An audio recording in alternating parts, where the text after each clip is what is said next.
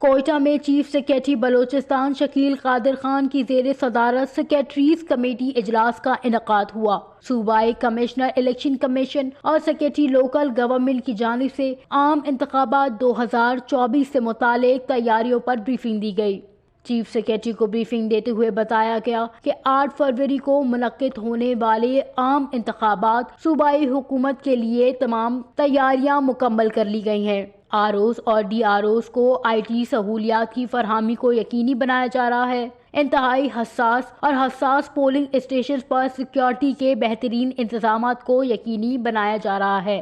صوبائی election commissioner کا کہنا تھا کہ صوبے بھر میں انتخابات کے لیے 5067 پولنگ اسٹیشنز اور 1502 پولنگ بوتھ ہوں گے۔ انتخابات کے لیے امیدواروں کی فائنل لسٹ 13 کو جاری کی جائے گی۔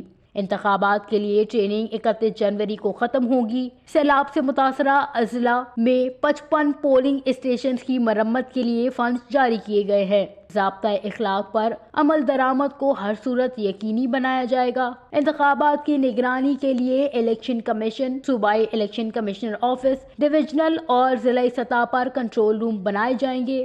چیف سیکریٹری بلوچستان کا کہنا تھا کہ تمام اضلاع میں انتخابی ضابطۂ اخلاق پر عمل درآمد کو یقینی بنانے کے لیے الیکشن کمیشن کی مانیٹرنگ ٹیمیں مسلسل فعال رہیں۔ پولنگ اسٹیشنز میں بنیادی سہولیات کو یقینی بنائیں۔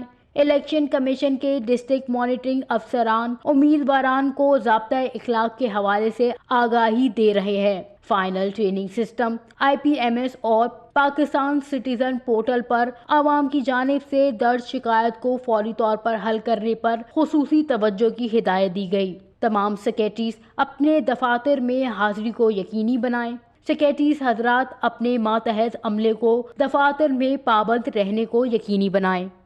وش نیوز، کوئٹہ، بلوچستان۔